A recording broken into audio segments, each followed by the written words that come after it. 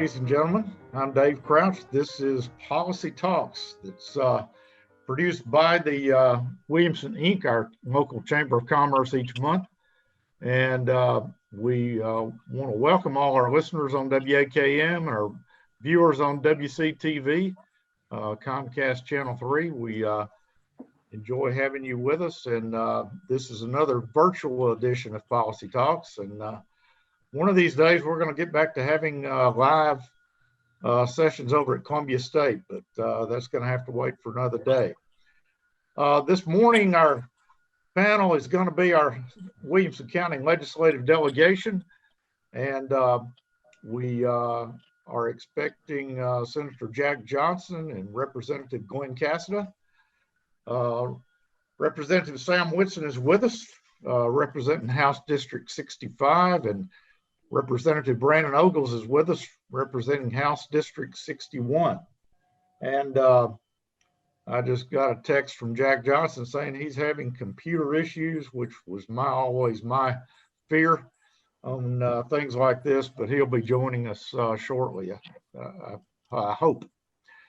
And we got another special guest that we'll introduce here in just a few minutes. But gentlemen, the pandemic has changed our world and challenged our world.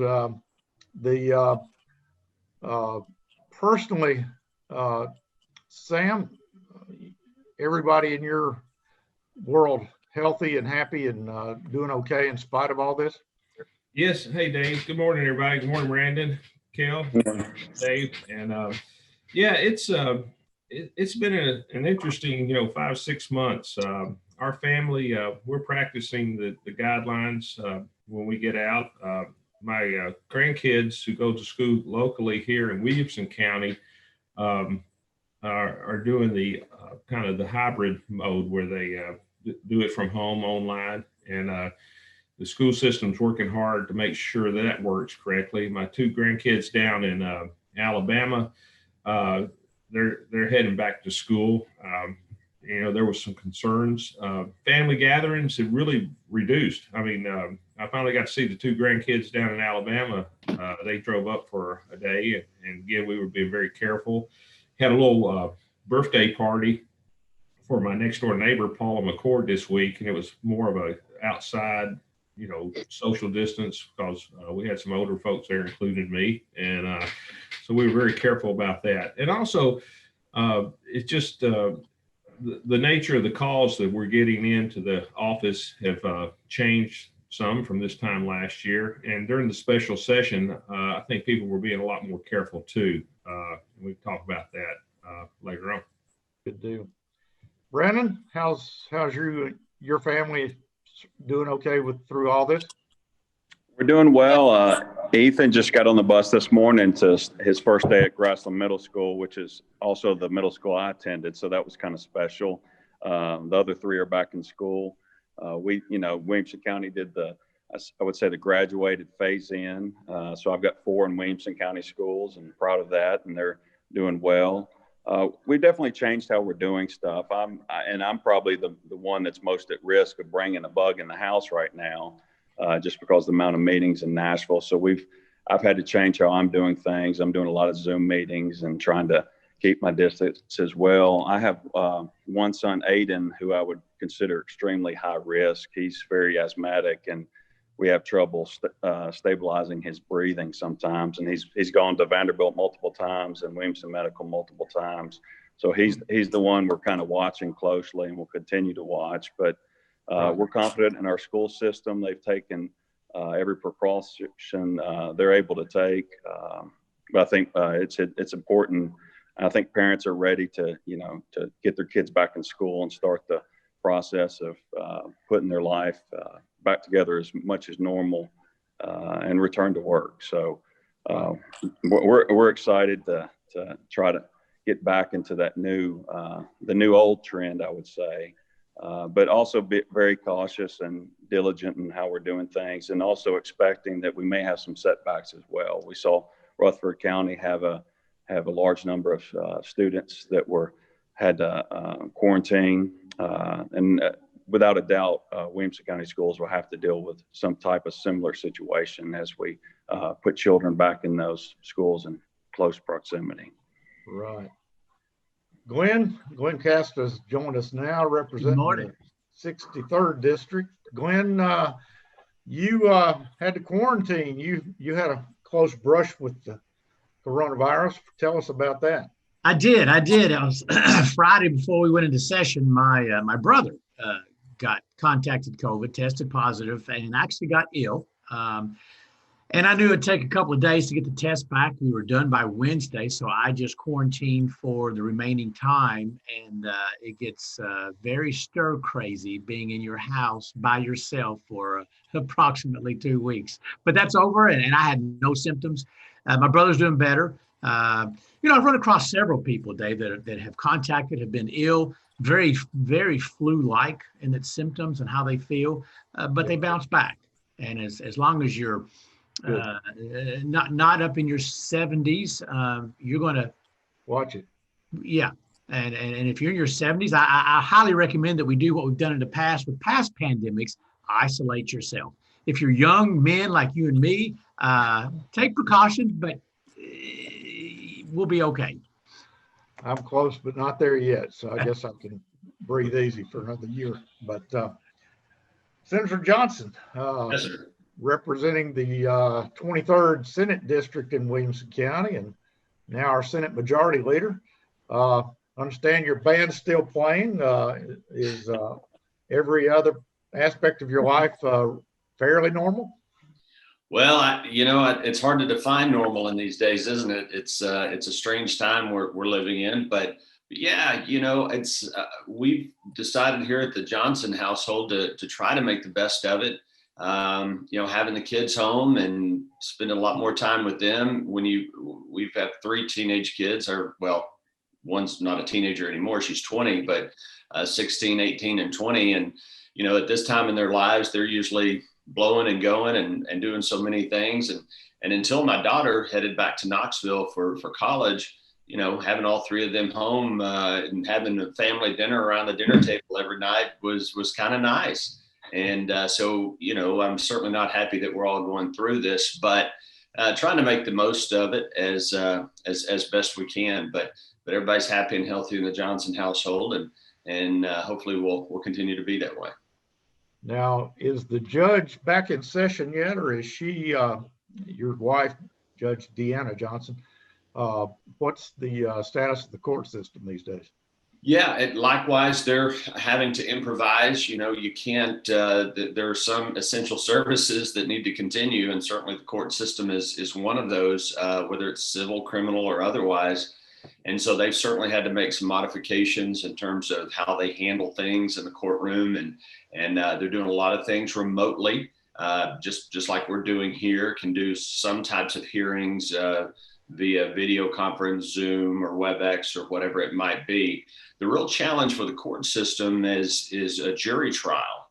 And I'm not sure how we and every other state and local jurisdiction is going to have to deal with this as well, is how do you get 12 people together for a jury and be able to separate them and do that, because that's the constitutional right. If you so choose, you're entitled to a jury trial, a trial of the jury of your peers. And so, people aren't thrilled about jury duty to begin with. And then you add on certainly having to, risk possible exposure to COVID and serving on a jury. So I know the administrative office of the courts, who kind of runs the whole court system for the state of Tennessee under the jurisdiction of the Tennessee Supreme Court, I know that they're looking at that and trying to come up with ways to do it. Literally, you might have a jury trial where the public isn't allowed, or very limited public is allowed in the actual gallery of the courtroom, where the general public could come in and watch a trial, but that's where the jury sits, and they space them all out, and they have to use the entire courtroom to be able to have a jury come in and maintain 6 feet distance and wear a mask. So anyway, they're making it, but there's certainly going to be a backlog of trials that are going to have to be, we're going to have to get caught up on, those that choose a jury trial. Wow, crazy. Well, officially, this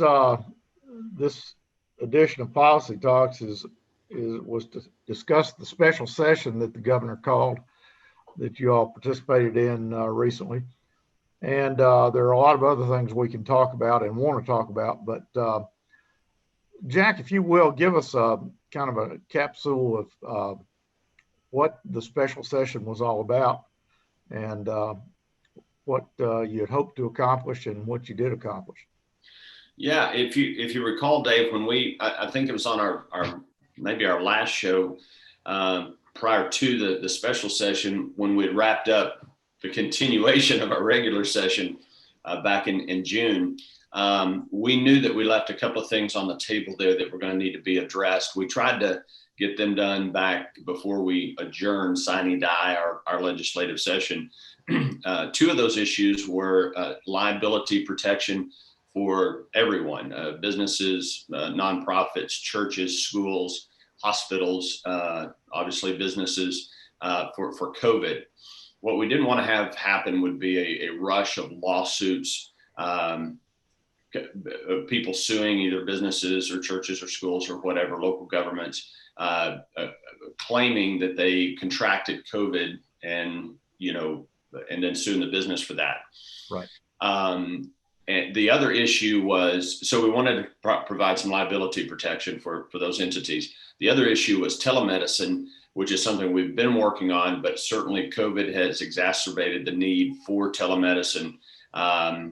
The ability to consult with your doctor, just like we're doing here now. There are many things that a doctor can do via teleconference or even telephone, but certainly video conference that negate the need for the patient to go to the doctor's office, sit in a waiting room, perhaps filled with people who are positive with COVID.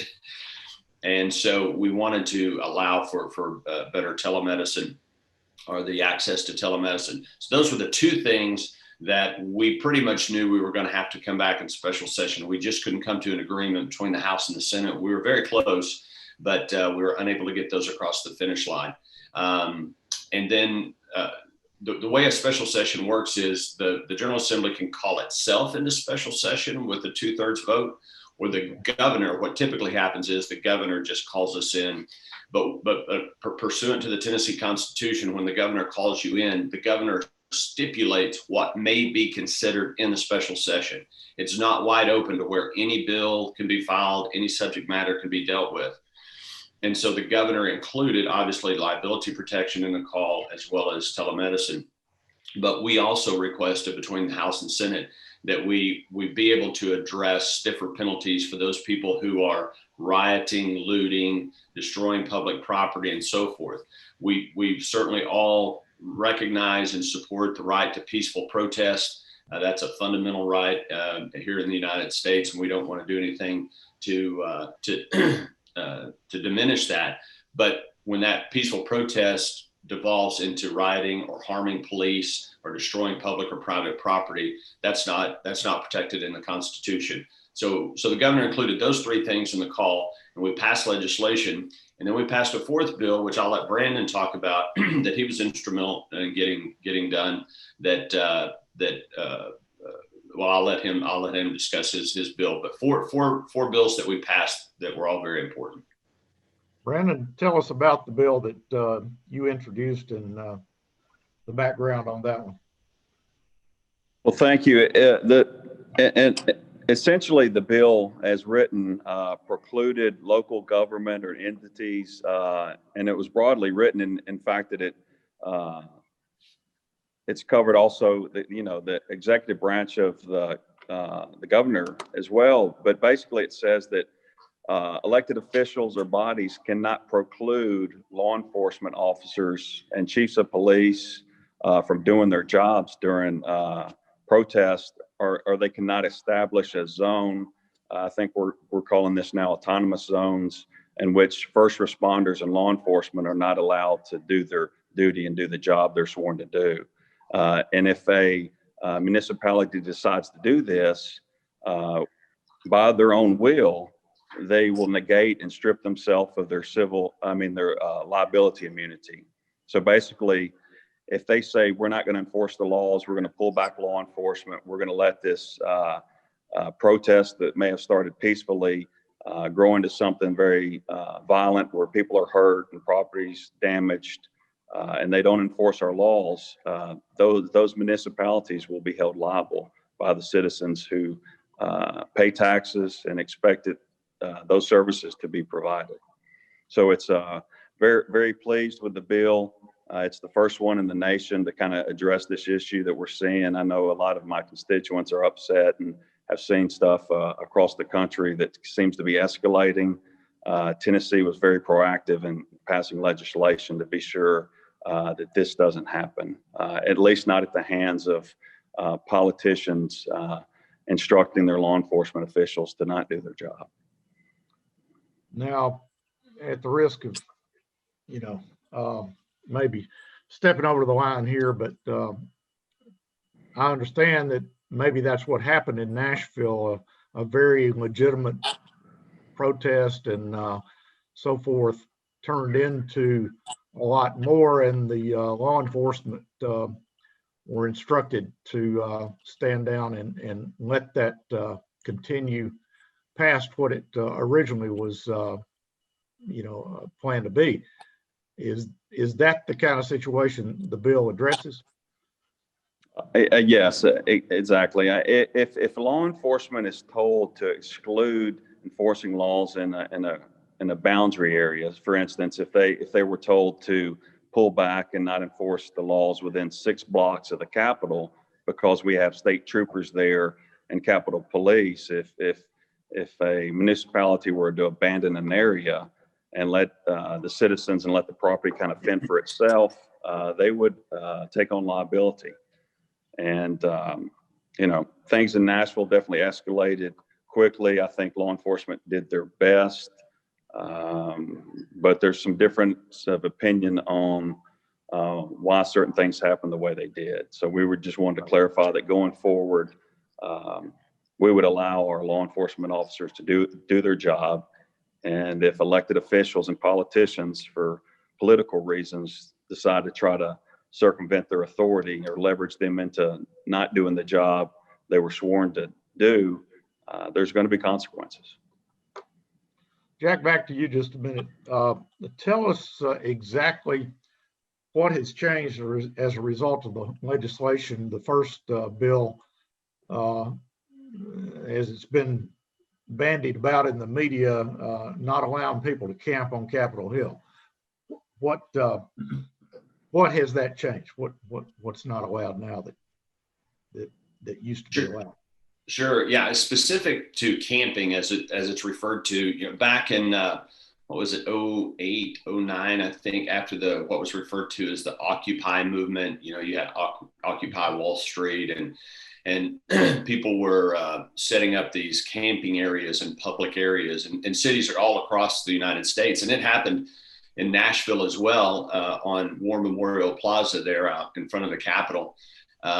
It literally, there were hundreds of tents and sleeping bags and campsites. I mean, people just literally moved in, and I was down there and saw it, and it was disgusting. It was filthy. I mean, there weren't facilities there, and people were, well, let's just say it wasn't a clean site. And it's heartbreaking because we have such a beautiful Capitol and Capitol complex. And I've been there, and we all have, and seen the school groups out there who come to tour the Capitol, and they go out and set out on the plaza and have their brown bag lunch, and just to see people out there walking their dogs and jogging and everything, and to see that taken over by just a mob of people, even if and in that instance they were largely peaceful. I'm not aware that there were outbreaks of violence, but still they moved in and basically took it over, and we can't allow for that. So we passed legislation back then, about 10 years ago, roughly, I think,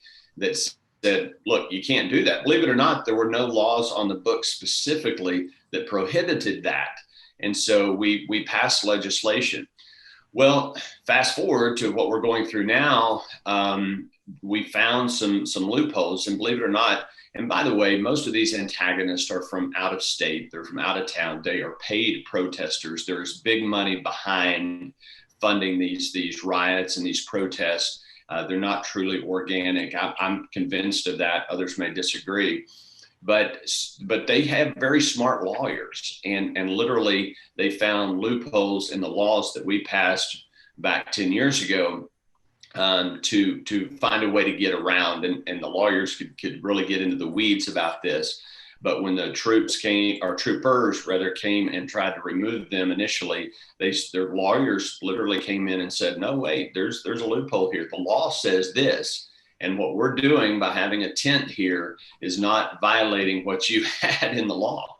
And so we just needed to strengthen that. And again, let me be very clear, Dave, because there's been a lot of misinformation out there about that we're trying to take away people's First Amendment rights. That could not be farther from the truth. If you want to today, if Dave Crouch wants to get a sign and say whatever you want to say, that I love Donald Trump or I hate Donald Trump or whatever it is, and go down there today on Legislative Plaza, War Memorial Plaza, and stand there and hold that sign, you can do that. What you can't do, though, is pitch a tent, bring your barbecue grill and prepare food and have a sleeping bag and be there 24 hours a day.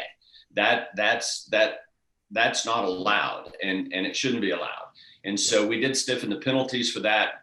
And in fact, we made it a Class C felony to do that. Now, the Senate version of the bill had it as a Class A misdemeanor. The House was insistent, and we agreed. That the Senate agreed with the House ultimately to make it a Class C felony. I'm quite confident, though, that will rarely be used, as you know, in any form of criminal law. Case if somebody, and by the way, we put a provision in the law that says that you have to be warned before you can be arrested and charged. So you have to be warned if you go out there and you don't know any better, or let's say you're a homeless person and you're simply looking for a place to stay the night. That's certainly understandable as well. And we do have homeless people, unfortunately. But law enforcement has to go and warn you and say, hey, look, you can't stay here. If you're a homeless person, here's where the shelter is. You need to go to the shelter. But if you refuse and you insist and you stay, then and again, that's just the camping provision of that bill. And there are a lot of other tentacles to it, harming a law enforcement officer. What we see with people shining lasers in law enforcement officers' eyes and potentially blinding them permanently, or throwing rocks at police officers, or spitting on police officers while they're trying to do their job. We stiffen penalties for all of those things. And again, destroying public or private property. So the bill does a lot of things. There was some confusion, I think, about the camping provision. Right. Sam, Dave, I was going to say, just add on to what Jack said, I don't know many felonies that you're given a 24-hour warning not to commit. Think about that term. And we've seen these protesters started out as peaceful protests, and it became more violent and turned into riots. Now what we're seeing is people showing up at protests heavily armed, both sides. And the last thing we need in this state is people to establish a base of operations semi-permanently. And I don't really even call it camping. I call it illegal occupation. So really, it's more of a preventive matter. And we also still left it up to the district attorney's discretion on the charge to apply based on the circumstances. And that continues. Now, a lot of this, in fact, most of it seems to have started over the issue of racial injustice, and somehow all the Confederate monuments have now become tied into that issue. Sam, you're very close to the battlefield monuments and things here in Franklin. What's going on there? What do you see happening as far as a lot of people come to Franklin to see the battlefield, to see the Carter House, to see some of these things? Do we have to worry about Chip? Well, thank you. What do you think can happen? Thank you for asking that. For years, we were involved in the battlefield preservation process. The city and through nonprofits and charitable organizations, I mean, we recovered hundreds of acres of land and opened it up because we've always said blue and gray equals green. I mean, it's a big part of our economy. Tourism, I think it saves each citizen in our county nearly $400. That's how much the impact is on tourism, especially Civil War tourism. And so we are worried about that. We're worried about the impact it will have on battlefield preservation efforts as we go forward too, because again, we're talking about opening up green space and parks for our citizens, and that is a concern. And of course, the city of Franklin, we know they never contested that the daughters own the property under CHIP. That's been firmly established in law for over 100 years, that the property, and I think I got to be careful, make sure I get this right, but the conflict came about who owns the total square. And the city's position was the city owns the square, the daughters of the Confederacy, United Daughters of the Confederacy, owns the land immediately under CHIP and just immediately around it. And so that was contested, and finally the city agreed that, and the daughters accepted the deed that the city was going to give the daughters for that land under the CHIP, and then it became private property. So that kind of settles that decision right there, who owns the statue. But immediately around it, the city owns the square. So I think that's been settled, and it will go to court for consideration here pretty soon after the city board of mayor and aldermen reach that agreement. It's a contentious issue, but the city also has gone forward with what they call the fuller story to make sure that people know the entire story, more than just the battle, but what caused the Civil War, the events of Reconstruction afterwards, and then, of course, the Capitol Commission made a recommendation that's going to the State Historical Commission for consideration. And I think the final vote could occur on that in February of next year. So that's where we are on those issues right now. But we are concerned about the impact on our tourism and the focus on the Battle of Franklin from November 1864. But we just need to encourage both parties to work together and talk to each other and communicate as we go through this process. Glenn, you've got a lot of friends on the more conservative side of the legislature that probably have some strong feelings about some of these things. Is the next session of the legislature going to have any discussion about these things?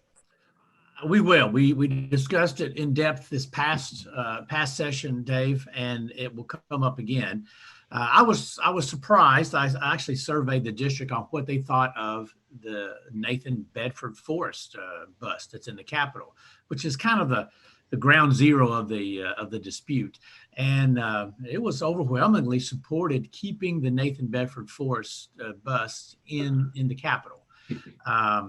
So yeah, there is a lot of passion because there's this perception by a lot of people that there's this movement by a radical left just to delete all, not only Southern history, but all history of the United States, from the removing of George Washington's statue to you name it. And that's, I oppose that. History is just that, is to remember, and the mistakes that are made, you don't repeat them.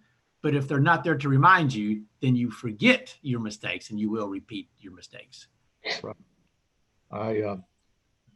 I continue to be surprised that people don't point out that in Europe, the remnants of the Holocaust are still enshrined to make sure that we do not forget that horrible occurrence back during the wars. And there's not any discussion of doing away with those. So, David, I'd like to add, we've been to Dachau, and it's very moving, and it gives you a incredible experience to understand what that war was all about also. Say that again. I didn't catch. I'm sorry. Yeah, we actually been to Dachau over in Germany. And, wow. Like you said, it's important that they save that so next generations do not forget what happened there. Right. Want to bring in a special guest we have with us this morning. Amanda Conway is Sam. Introduce Amanda and tell us who Amanda is and what she is to you.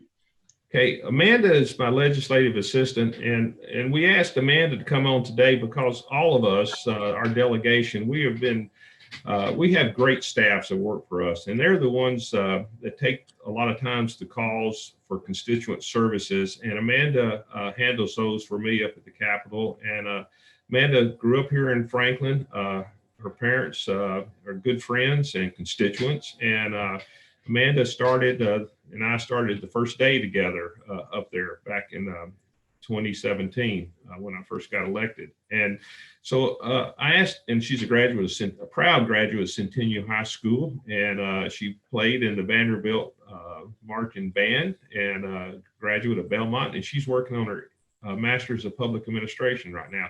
So we asked Amanda to talk a little bit about constituent services and the nature of what they're dealing with, and a little bit about the process. And she works very well with the staff of Jack and Glenn and Brandon's, and those young folks out there. They know what's going on in the Cordell Hull building more than I would say anybody else. So, but we enjoy the job they do for us, and so I'll turn it back over to y'all.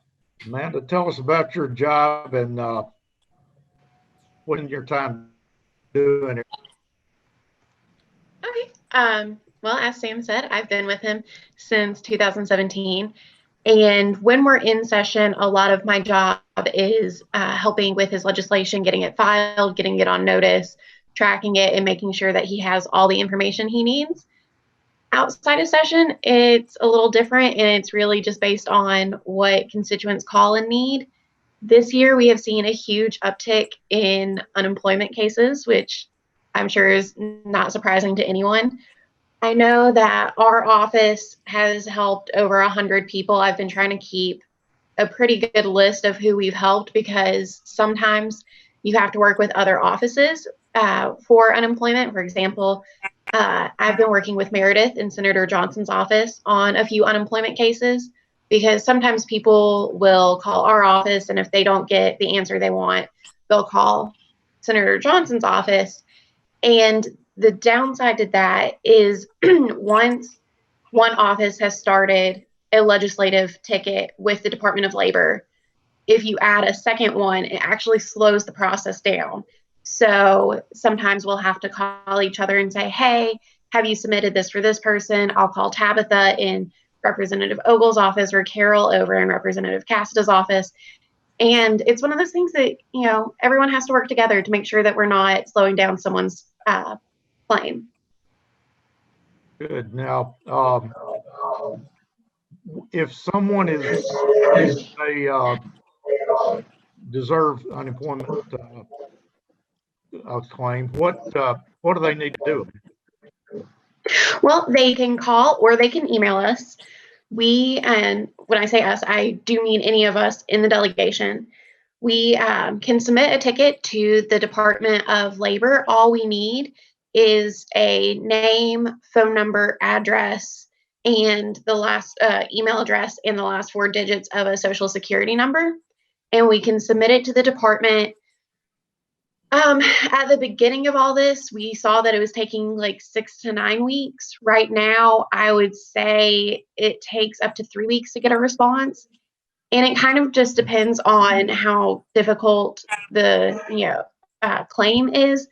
At the beginning of the pandemic, we had a lot of issues with people who are 1099 contractors or work for themselves, because at the beginning, they didn't qualify for unemployment. But now our biggest issue is people trying to get back pay from where they weren't able to get in contact with the department early on. And now, thankfully, things have started slowing down for the department. So now that's our biggest problem. And so if anyone has a problem with back pay, they can call or email any of us in the delegation and give us the information, and we can get it to the department. Where can they find your contact, Amanda? They can find any of us on the legislative website. All they have to do is, if they want to know their specific member, if they don't already know, the Capitol website has a really helpful Find My Legislator tool where you just type in your address and you can find out who represents you, and then you can click on their picture and it takes you to their page. they have a little link that says email the legislator, and anyone can click on that and it'll go straight to the member, but everyone in the delegation, all the staff members have access to that. They can also call our offices, and our phone numbers are listed on the website as well. Okay, other than unemployment claims, what types of things should people call you for if they need help? Well, right now you can call about the Tennessee Business Relief Plan or program. We can get as much information from the Department of Revenue as we can, but really you can call us just about anything. If we don't have the answer, we work really closely with U.S. Representative Mark Green's office, and we work a lot with Senator Blackburn's office in case it's something at the federal level. But I mean, Sam knows this one. We've gotten several complaints about the DMV.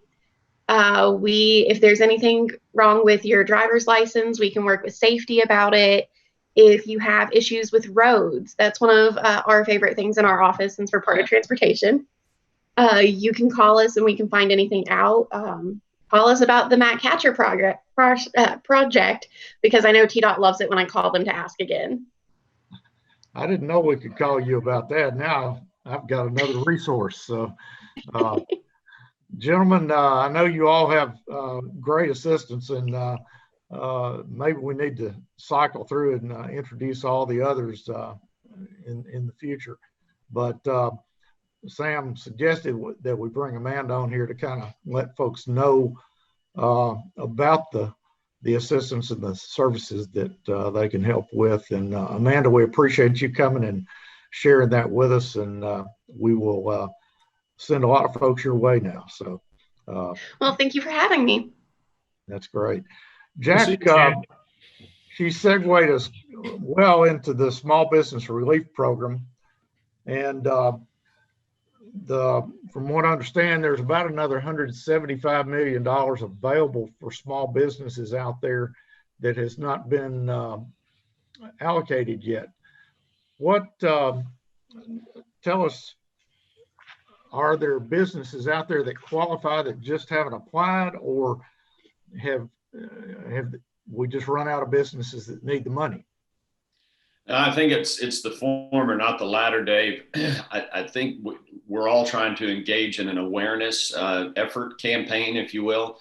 Amanda did a great job talking about it there.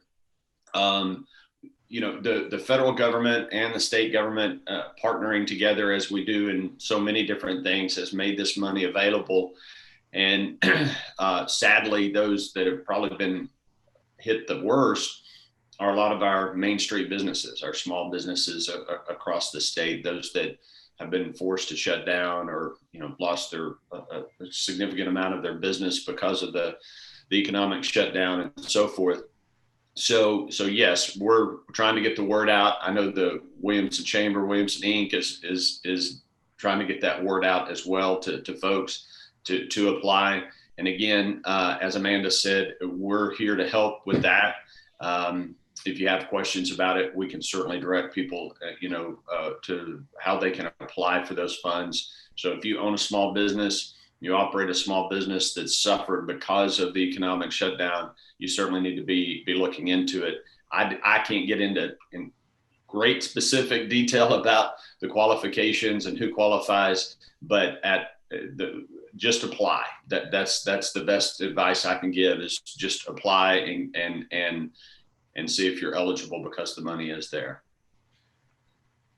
Any others have anything to offer there? Sam? Yeah, Dave. Yeah, Jack is right. A lot of companies have not filed and or are aware of this, and we have a deadline coming up in September with an additional $175 million in federal money for our small business support program. And of course, the governor recently expanded the number of businesses that qualify, but there's still other ones that do not and are in trouble and need help. Like, for instance, we're going to the financial stimulus accounting group to see if we could add some more businesses, like, for instance, printers and such, who've seen a downturn. But a lot of times companies don't have to apply. What they did, they took the their tax returns from April, and they could determine those who had less than $10 million in gross sales and suffered a 25% reduction in their sales. And they would automatically, the state was proactive, they would automatically make sure those companies got assistance. And the governor reported yesterday that we've helped over 18,000 companies, small businesses already with over $125 million in funds. And but there's still more out there that need to be aware of this, to reach out to their legislators to make sure that their businesses are considered for this program. And we're working on some of those, but it's and you go to the Department of Revenue website for more information on this and see the list of businesses that qualify. But this is federal COVID money, relief money, and it can help our Tennesseans get through this period.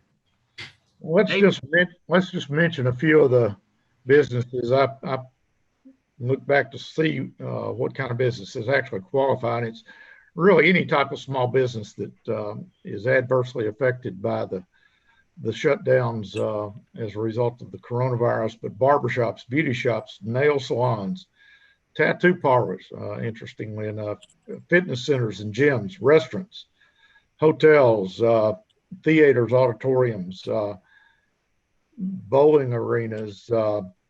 Even I was surprised to see independent artists, writers, and performers that have not been able to perform. Jack, I guess you skirted around that last night.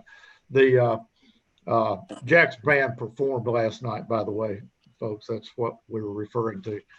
But and now they've expanded it to include things like furniture stores, clothing stores, shoe stores, sporting goods stores, bookstores, department stores. So a lot of small businesses could qualify for assistance as a result of this. And we just want to be sure, as the chamber, to get the word out and have them contact you gentlemen or your assistants to if there's any questions about how to apply for it. Any Glenn, you? Dave, I did. It's a perfect time to brag on the chamber. I know the four of us, when we put out newsletters, we talk about this grant money and this assistance available, but so has the chamber. And that's your all job. And I just want to take a second to compliment them on helping and working with the business community. And that's why we pay our dues. And that's why this is such an important thing is the Williamson Chamber. So kudos to them. Thank you. Brandon, any additional color on that subject? Well, I will say that one of the things my office has been inundated with, and government's trying to do its best in a situation we've never faced, but a lot of my constituents have been concerned in the fact that to some extent we pick in winners and losers. We deemed some businesses essential while others were not. We had dentists that for multiple weeks that couldn't go to work, although they went to medical school and had training and had the equipment that they felt to keep themselves safe. We shut down elective surgeries for months at Williamson Medical. For instance, but yet some industries like my own, which is the construction industry, were deemed essential. So some industries were almost unregulated. And I don't mean unregulated. I'm just saying their work was almost unaffected by this pandemic. And they continued strong while other industries, for instance, the food service and hospitality industry has been decimated. So I think you'll see for years to come, we'll really study what jobs are deemed essential while others government has said is not essential. And I would submit that anybody that works for a living and works hard would testify that their job is essential to providing for their family. So, we need to be sure going forward that we do things in a manner that are just to all people, and we don't pick and choose industries that are winners and losers going forward. Right. Good segue there. I noticed that the architects in the state are sounding warning bells that the commercial construction industry in particular is probably going to dry up next year because the architects business has come to a screeching halt. and that's always a precursor of a slowdown in the construction industry. Fortunately, the revenue for the state this past year surprised everybody on the upside, but it looks like, you know, the shortfall that everyone was expecting this summer may actually still be in front of us. Jack, tell us about the revenue projections and how they actually turned out for the last fiscal year that ended June 30th, and now what the projections are for the fiscal year going forward. Yeah, so again, just a quick refresh for those who may not be as familiar with our budget process. So our state budget is based on a forecasted revenue. So as you said, our fiscal year runs from July 1 to June 30. And so the budget year that we just entered, we used a revenue forecast. If we miss that forecast, if we spend more than we forecasted in terms of revenue, then we end up in a deficit situation and we're required to balance our budget. So we have to make cuts in the existing fiscal year to make sure that our books are balanced before we wrap the year up. So we cut, this all happened in March. So we were basically 3/4 of the way through a fiscal year and it was booming and our revenue was skyrocketing. And then COVID happened and everything shut down. Well, we knew that was going to have a tremendous impact. So we cut $500 million out of the previous year's fiscal year's budget. And fortunately that we cut too much, which is where you want to be. So we ended up collecting more than we thought. For the current fiscal year that we just entered on July 1, we cut $1 billion out of the budget. We cut $1 billion out, which is significant. So I think that's still the prudent move. We want to be conservative. We want to be on the conservative side. We don't want to say, well, gee, we think revenues will be this, and so we spend it, and then revenues end up falling short, and we end up in a deficit situation. So we'll see. I think you're right. There are going to be a number of lagging indicators with regards to how this is going to affect the economy. Now, on the state side, interestingly, when you talk about real estate, because it is a big concern, and the markets are certainly looking at this. As you know, CVL Properties just filed for bankruptcy. They're the owners of Cool Springs Galleria. Well, the state generates roughly 2/3 of its revenue from sales taxes. We don't have a statewide property tax, as some states do. So I'm really a little more concerned about the local level counties and cities that rely more on property taxes than I am for the state. More people are working from home. That's going to negate the need for a lot of this Class A office space, which we have a lot of in Williamson County. If a lot of that ends up being vacant and the owners of those properties end up in a bad situation, it could really have a negative effect on property taxes. So I think, and I know Williamson County is doing this, all of the cities in Williamson County are looking at this and taking that into consideration in terms of what it's going to do to property tax, appraisal values and what that could ultimately do for property tax collections. So I'm cautiously optimistic. We were on a call yesterday with the governor, and he touched on the fact that our economy is doing better than many others in the nation, meaning the Tennessee economy as a whole. I think it's, the old expression is, you want to be the last one to go into the recession and then the first one to come out. And hopefully that's where we're going to be as a state here in Tennessee. But we'll have to see. We were in a very, very strong fiscal position coming into this. When you look at a state like New York or California or Illinois, they were virtually bankrupt going into this with one of the strongest economies we've ever had. And so then this happens and it really pushes them over the edge. We were in the complete opposite situation. We were in one of the strongest fiscal position we've ever been in as a state. So that's going to help us weather it. That's great. Gentlemen in the House, anything to add to Jack's comments there about the budgeting and revenue we're expecting? Well, yeah, Jack is exactly right. We made changes, and I think it was like a $480 million more revenue came in than they expected. But Dr. Fox out of the UT Boyd Center, our economic professor there, said, remember, during the year of the Great Recession, revenue was up 1.2%. The next year it was down 8.5%. So we could still see the damage of this into next year. But what was interesting, Dr. Fox also said, with the stimulus money coming in, people not so much stopped spending for things like restaurants and theaters and stuff. They shifted their spending to recreational activities. You go to Walmart, there's no bicycles to be had, and kayaks. And Dave, I think you told me you had a lot of friends. You saw $1,200 down payments on four-wheelers out there. So, but we're not out of this yet. And Jack's right. We need to be cautious, and we cannot spend money that we don't have and go back and try to collect it. We just, January, we could take a look at the impact and go forward from there. But the governor is right. We're doing better than we expected, but we're not out of this yet. Sam, while we've got you, give us an update on the emissions testing program and when we could quit having our cars tested.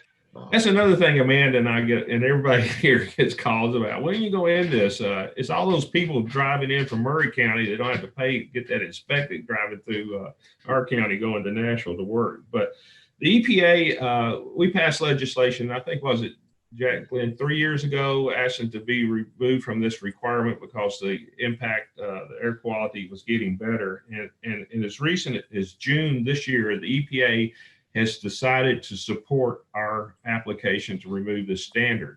But they have to go through a 30-day period where they take input, and they're assessing the input that they received on that. So we expect a decision by law. The EPA has, I believe it's till August of 2021 to make a final decision, but we hope they accelerate that so we can get out of this thing early. So the EPA supports our application, but they have to get public input before they make a final determination. And they're assessing that public input, and then hopefully by next year we're out from under this. Good deal. Noticed also that I think the governor released $61 million in emergency broadband funding, some of which I think is coming to Williamson County. And I don't know which of you might be the most familiar with that. I think it's going on to Glenn's district. It is. Thank you, Sam. No, there is a strong push. There's a company that's based out of Chapel Hill, Tennessee, United Telephone, that has really become a state leader in bringing broadband to the rural parts of the state. And fortunately for the people in the southeast quadrant of Williamson County, they're benefiting, the Bethesda, College Grove, Flat Creek area. And so kudos to that company. Once again, it just shows how business people are the solution, not government.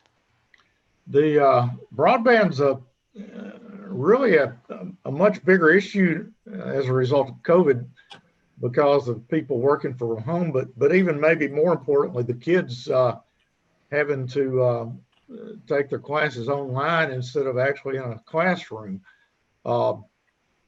And Sam, I know a lot of your district is rural around Fairview and areas like that. What are the prospects for getting broadband to the rest of these more rural areas? Well, of course, the Middle Tennessee Electric and the different Comcast and such are all working together, but it takes money and it has an impact. And we see that now, especially with the COVID and kids trying to do school remote. And I'll tell you, it will be an interest that we will take a hard look at when we come back in January. And I think this, and each of my fellow members here said, this thing is going to change how we do business. More people working from home and new business models. And I think broadband is going to be an important part of that. That's a big issue. We used to be worried about traffic and transit, and we didn't want to take care of it this way, but it may have somewhat shifted our priorities Exactly. going forward. So one other subject, and then we're about out of time, but absentee ballots. I know, Sam, you wanted to talk about schools, but I don't think we're going to have time. Okay. And that's a joke. It's such a controversial issue, and nobody can win trying to give the school board instructions on how to handle the situation. But the election coming up in November, do we feel like we're ready for that? The absentee ballots, are we seeing any evidence that the fraudsters might take advantage of that, or what are we seeing there? Jack, do you have a feel of that? Sorry, unmute myself here. Yeah, so we've had, unfortunately, we've got a situation going on in Davidson County and Chancery Court with a judge up there that has, I want to say, really kind of overstepped her bounds. There was a lawsuit. A lot of groups across the country have filed litigation in various jurisdictions to require universal mail-in voting. There are a couple of states that do this, and it's an absolute disaster. Literally, if you're on the voting rolls, they just send you a ballot, and then you can, those end up in the wrong hands, and they end up being sent to people who have passed away or who have moved. And so it's just a complete disaster. We have a great system in Tennessee. We have absentee balloting. It's not difficult. You can request that ballot. I believe it's if you're over age 60. I think I'm right on that. Don't hold me. Sam's not right. You're exactly I think I'm right. If you're over age 60, you can request an absentee ballot for any reason. That's just, you just request it, and then we'll send it to you. If you're under 60 and you have some reason that you can't go to the polls, you can request an absentee ballot. Certainly, if you're in the military and you're overseas, you can request an absentee ballot. So we have a great system in Tennessee. Unfortunately, there is litigation that is pending right now. A trial court decision was overturned by the Supreme Court, thankfully. This judge that I believe overstepped her bounds and tried to impose more or less universal mail-in balloting in Tennessee. The Supreme Court took that case up and overturned it. So I think we're certainly going to have more absentee ballots. We do a regular call with leadership with our Secretary of State, Trey Hargett, who does an amazing job, our coordinator of elections, Mark Goins. They work so hard to make sure that our elections are fair and people can vote in a good way. So I'm cautiously optimistic. A lot of this is done at the local level. We've got a great election commission here in Williamson County, and Chad Gray and the folks that run that there, and they do an amazing job. And for all of us who have had our names on the ballot, I have absolute confidence in their ability to execute a fair election. But so the volume will be up. I think we're in a good place to handle it, especially since the Supreme Court did the right thing and overturned this local decision, which could have created an absolute disaster. Sounds, and one thing I could add, we're ready, Sam. We're about out of time. So okay, just real quick, if you want an absentee ballot, you can go online to our, like Jack said, we have an incredible local election commission. You can go online, print the form, mail it in, or you can call them. They will mail you the form for an absentee ballot. So keep that in mind. Gentlemen, really appreciate the time you take to do this every month. I guess this will be our last round until January with our legislative delegation. And just again, want to thank you all for taking the time. It's, I think, very helpful for everybody that listens to these shows to kind of find out how you can help us and how you are every day working up there on Capitol Hill, trying to protect us from the wrong kind of legislation, and as well as get the right kind through. Just want to especially thank Creed Henderson and the crew over at WCTV, Tom Lawrence at WAKM and his crew for getting us out there on the air. The chamber staff, Kel, you do an amazing job. Nancy Griffin, not to mention Matt Largen, who leads that team and does a great job. sponsors that in a financial way kind of help make this happen, AT&T and Vanderbilt. And just want to mention that next month, Franklin Mayor Ken Moore and Eric Stuckey, the Franklin City Administrator, will be our guests, and look forward to hearing their projections on what Franklin should expect and see going forward. Again, thank you all. Look forward to seeing our audience back next month, and look forward to seeing you all back next January. Thank you, Dave. Thank you, Dave. Thank you. The elections turn out your way. So y'all take care, and we'll see you next month. Thank you, sir.